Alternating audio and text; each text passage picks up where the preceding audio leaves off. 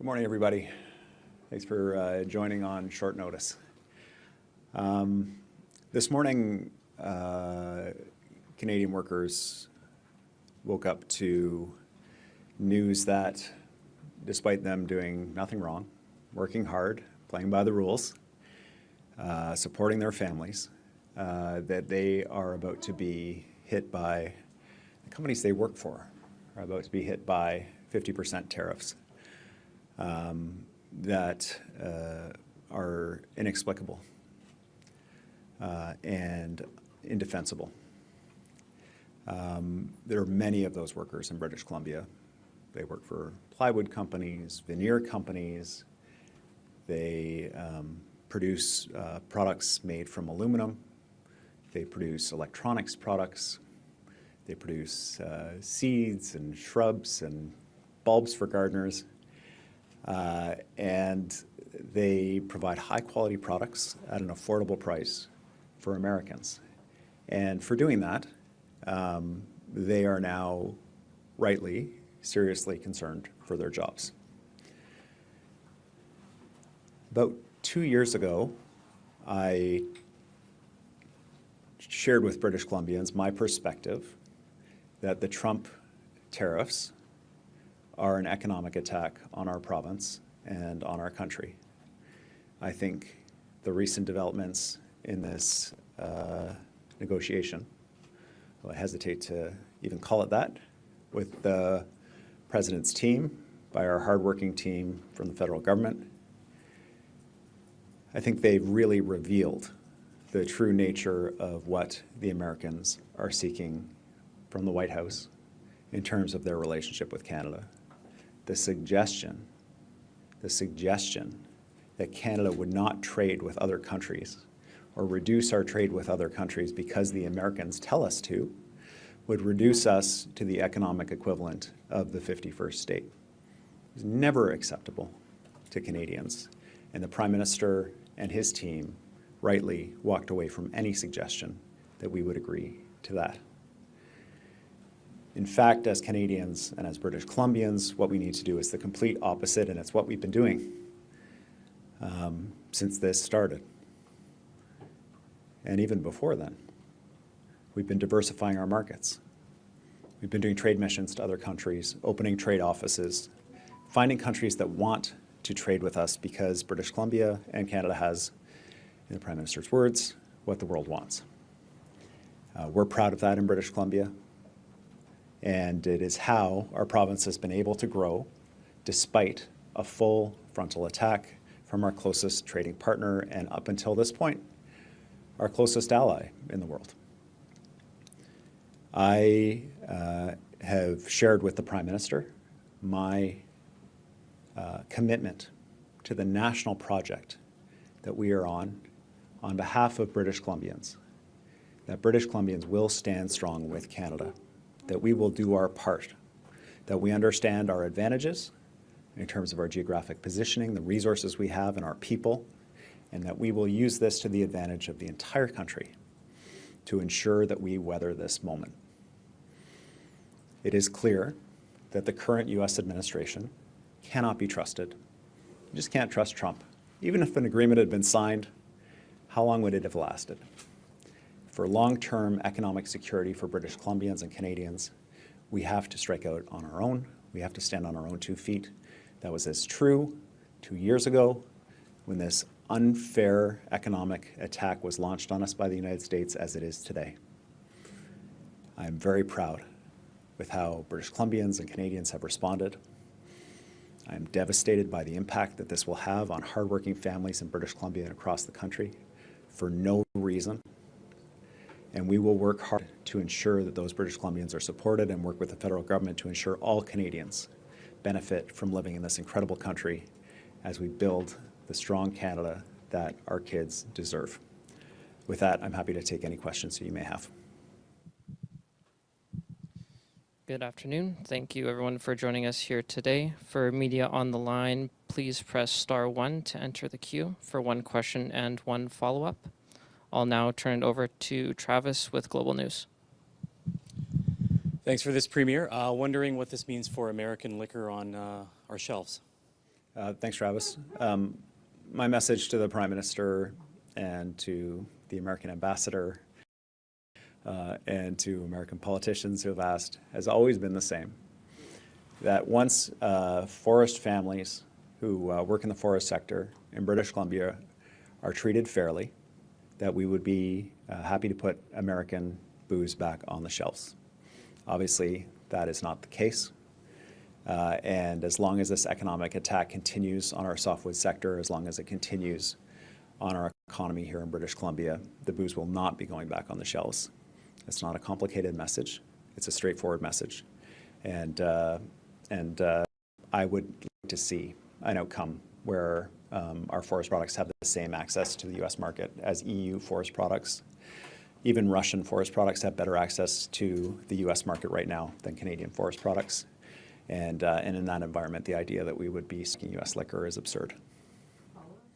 Yeah, wondering what other retaliatory measures BC might have in mind. Are there any exports you're considering reducing or restricting, including electricity? Would you reduce sales to the U.S.? Well, every possible tool, every weapon that can be deployed by the federal government in this economic war that is being waged on Canada is on the table for British Columbia. We are doing our part to try to identify ways in which we can support the federal effort to respond to these unfair and punitive tariffs that are going to make life more expensive for Canadians and hurt BC families, hurt Canadian families. And we know the federal government is doing work as well to identify sectors that they would like to tariff to respond to the president's unfair actions against Canadians. Whatever we can do in BC to support, we will. And we'll also work with the federal government to make sure that if BC has to bear a disproportionate burden, that we also see that support come back from the federal government in terms of making sure that businesses here are kept as whole as possible. There is no question that there will be economic pain associated with this. There already is. But it is necessary to stand up to a bully. And if you don't, they'll just keep coming back for more. And so I am fully supportive of the Prime Minister's approach here. We'll now go to Jack with City News. Thank you, Premier. I'm wondering, you described this as an economic war. What are we doing to help support the businesses here on the home front who might specifically be have their livelihoods put in jeopardy with these new tariffs? Yeah, thanks, Jack. One of the key topics of conversation in the First Minister's meeting with the Prime Minister and Minister LeBlanc was supporting businesses that are affected by these new tariffs, particularly given that these are small and medium-sized businesses. The businesses that are likely to be most affected by this in British Columbia might have 20 to 50 employees. They don't have huge resources to navigate complicated bureaucratic processes in order to be able to access federal supports. And so one of the messages that I was glad to hear the Prime Minister raise is that they're looking at ways to deliver federal support for affected businesses in ways that are more accessible to smaller businesses with less bureaucracy and application process. So that'll be a key part of our work with the federal government to harmonize our efforts with theirs and to make sure they're as available as possible for some of the smallest enterprises in BC that will be affected by this. Thank you.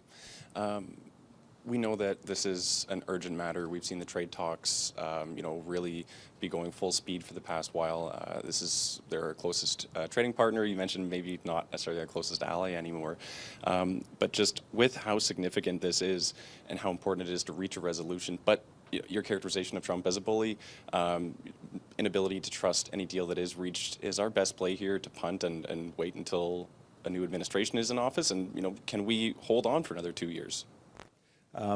Yeah, these are important questions. I think the reality for workers in Canada is that they are being hurt by this, just like Americans are being hurt by higher prices, and it's also affecting American businesses and slowing the growth of their economy.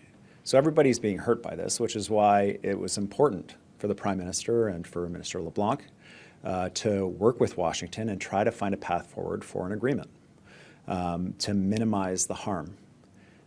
The reality that manifested that there couldn't be an agreement, that we couldn't agree to the terms the Americans were put forward, was unfortunate. It's bad news for everybody in North America, without question. But the message that I've been delivering on behalf of British Columbians and that I've heard from my colleagues across the country is that no deal is better than a bad deal. A bad deal runs the risk of entrenching a set of tariffs and charges and capitulations that will be very hard to undo in the long term. And the default in the last 4 decades plus in Canada has been an open, free trading relationship with the United States. It's what brings benefits to all of us. And so ultimately, the hope is, my hope is, that with a change in administration or a change in approach from this administration following the electoral impacts that they're seeing currently, that we'll be able to get to a place of stability. But I think the idea that our relationship with the United States is going to go back to what it was is folly. It has changed.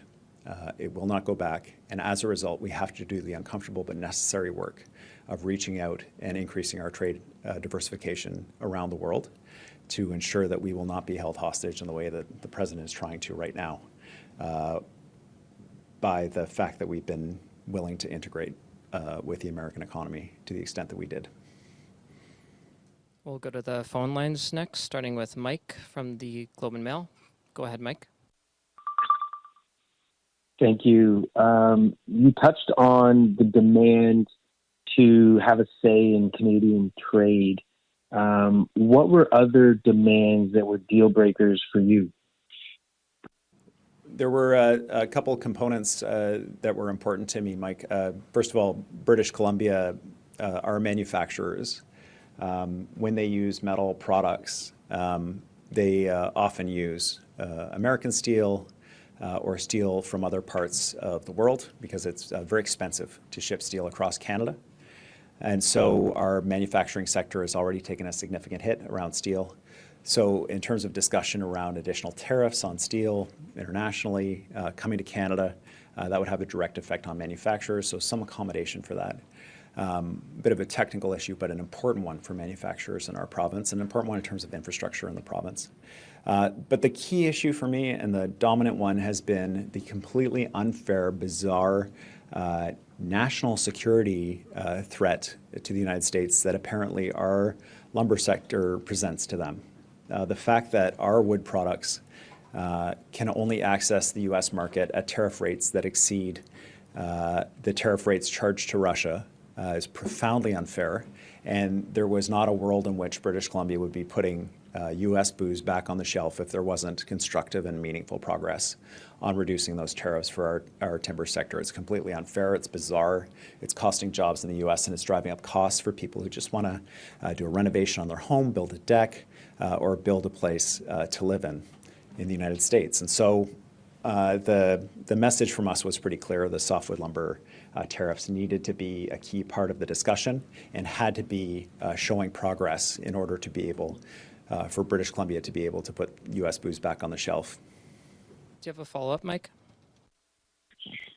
Always, thanks. And another thing is, a couple days ago, you missed the First Minister's meeting. Can you explain how and why that happened and whether that had any impact? Yeah, these are meetings that are called on short notice. I was in an area of what I would describe as spotty internet and cell service. For example, this morning's meeting, 3 premiers attended through deputy premiers. The deputy premier was able to attend. I wasn't able to attend in the way that I wanted to for such an important meeting, and I think she did a good and capable job of it. In order to receive the update from the Prime Minister, it's not my understanding that that led to the collapse in the trade negotiations. We'll go next to Thomas with Bloomberg. Go ahead, Thomas. Hi, Premier. You said a few weeks ago that it isn't right that the US should tariff forestry, but also seek Canadian critical minerals at the same time. And listening to Premier Ford this morning, he was also talking about Canada's mineral wealth. Is there some specific idea that you are batting around with other premiers and the Prime Minister around using them as leverage, either export taxes or some other kinds of controls? Thanks for the question, Thomas. I just note the absurdity of the current U.S. position. You know, the ambassador's up here holding meetings with mining companies, trying to find secure supply chains for American business that will feed in the rare earth elements, the minerals and metals that they need to be able to produce their products to grow their economy. And doing that at the exact same time as the president is attacking key sectors of the Canadian economy and the British Columbia economy. The idea that you can simultaneously attack Canadians and also benefit from what's in Canada, which the rest of the world also wants, is an absurd one. It makes no sense. And it is reflective of this administration's entire approach to their relationship with Canada. They want to have all the benefits of a relationship with Canada, but they also want to punish Canadian workers, to bully us, to tell us who we can trade with. It is the definition of an abusive relationship. They cannot have a positive relationship with Canada and benefit from what is in this country, while at the same time attacking us, running us down, and saying that they want to take us over. And so that contradiction is one that needs to be addressed in terms of the American administration, because from my perspective, in terms of Canada having what the world needs, we got lots of other dance partners out there. And we'll be doing a lot of work here in British Columbia. I know the federal government will, to be expanding our trade around the world. And the Americans can make up a decision about where they'd like to go, but that'll be without Canada, in my opinion. Do you have a follow-up, Thomas? Yeah, no, thank you for that answer, Premier. So is there any kind of control or restriction being contemplated, or is it more about more aggressively pursuing other customers for copper, nickel, iron, all these things? As I said before, every tool is on the table for British Columbia. We are fully supportive of the federal government's effort to identify sectors that will bring to the attention of the Americans the importance of our trade relationship and how it benefits all of us. Because the Americans, to put it politely, are taking us for granted. And they don't clearly understand how significant and entrenched our relationship is and how much they benefit from it. I am full speed ahead in terms of how can British Columbia help? How can we pitch into this federal effort across the country to get the Americans' attention as they levy 50% tariffs on sectors in Canada that will cost jobs here and will cost Americans more money at the end of the day? And critical minerals are certainly part of that. We can't have a country that wants increased security and stability for themselves while creating instability and uncertainty in British Columbia and Canada. We'll go next to Alyssa with the Fraser Valley Today. Go ahead, Alyssa. Hi, thank you. So how is the province supporting BC's especially trade-exposed cities like Abbotsford, which more than 90% of local exporters mainly ship out to the U.S.? It's an important question, and on our math, British Columbia is one of the most exposed provinces to this recent round of tariffs, and overall in Canada, one of the most exposed to the Americans' trade war against us to date since Trump took office. The disproportionate impact on British Columbia of the president's actions, as well as the disproportionate impact on our province of federal counter tariffs, particularly on steel and metal products, is a conversation that we've been engaged in with the Prime Minister regularly. It did lead to the Prosperity Agreement and the significant work by the federal government to support British Columbia critical infrastructure development of major investment projects that we are very proud of that will assist with trade. All of those pieces work together, and we will have to work closely with the federal government on ensuring that Abbotsford businesses, the businesses in every corner of British Columbia that engage in export that are affected by this, are supported through this challenging time. I struggle to believe that this current approach from the United States will last, given the impact on costs it's having on consumers there. This is a 50% tax on Americans on plywood and veneer as just one example. But it is reality now, and it will cost jobs now, and so those businesses need support now. The Prime Minister understands that clearly. I underlined British Columbia's position in our conversation this morning about the supports that are needed, and I feel that, that the federal government gets it, and they'll be here for those businesses in partnership with the province. Do you have a follow-up, Alyssa? Yeah, like, are there any interprovincial measures being taken to support those smaller businesses? Yes, the provincial trade ministers are meeting next week. British Columbia will continue to advocate for free trade across the country, including support for other provinces joining the Western Free Trade Agreement that we have with other provinces in Western Canada, and also support for the federal government creating an opt-in structure where other provinces can opt in for free trade across the country. We need to be our own best customer. We need to be buying from each other, and it's something British Columbia is a strong supporter of that will benefit BC businesses without question. Okay, we have time for one last question, and we'll go to Jared with Sitka Media. Hi, Premier. So everyone's made it pretty clear that the issue is with the American government, not with the people. But there are a number of American investors in BC resource projects who might support the current administration. You said everything is on the table. Would you consider maybe limiting the ability of those who are propping up this administration to invest in BC's resources?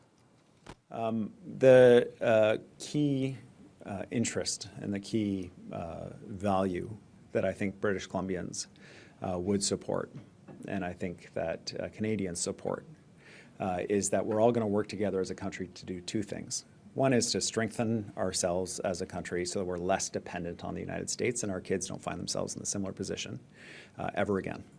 And that's in trade diversification, it's building up our infrastructure, and so on. The other piece is man, is it frustrating to have a country that gets so much good stuff from Canada and then turns around and treats us like something they found on the bottom of their shoe. And so we need to send a message to them to stop taking Canada, stop taking British Columbia and all the provinces and territories for granted. And whatever tools are available to do that, British Columbia is game for that. And I have expressed that to the Prime Minister. He and his team are putting together an initial list. We're providing feedback to them. And we will support that effort. There will be pain involved, and we will work with the federal government in mitigating that as best we can. But it is nothing compared to what we would face in the long term becoming a colony of the U.S. The issue is very much about ensuring fair treatment for British Columbians and Canadians. And one of the ways that BC in particular can, end its reliance on the U.S. is to have more value-added manufacturing. Minister Parmar, he talked about that a little bit a few weeks ago, but given these recent developments, is that something you're going to be pushing more for? Yeah, thanks, and that's an important question. This newest set of tariffs that has just taken effect squarely targets a sector of the wood economy in British Columbia that we've been trying to build up, which is manufacturing, trying to get more jobs per tree for the forest sector. We've had good success in that. We've supported additional investment from forest companies to buy equipment to be able to build things like furniture, flooring, building materials from wood products, create more jobs. And this new tariff targets that specifically. So for a sector that is already feeling significant strain of low global prices, to have this new tariff is quite devastating for those companies that put that foot forward. But it also underlines how absolutely crucial it is that we're building relationships with other countries to increase that trade, and how important the free trade agreement, for example, with India is. India has a 10% tariff on Canadian wood products. A free trade agreement with India opens that entire market up to Canadian wood products. So this is the kind of work that we're pushing for, recognizing that the United States under this president will be an unreliable trading partner for the near term, and all we can hope is not for the long term. Thank you, everyone. That concludes today's event. Great. Thanks very much, everybody.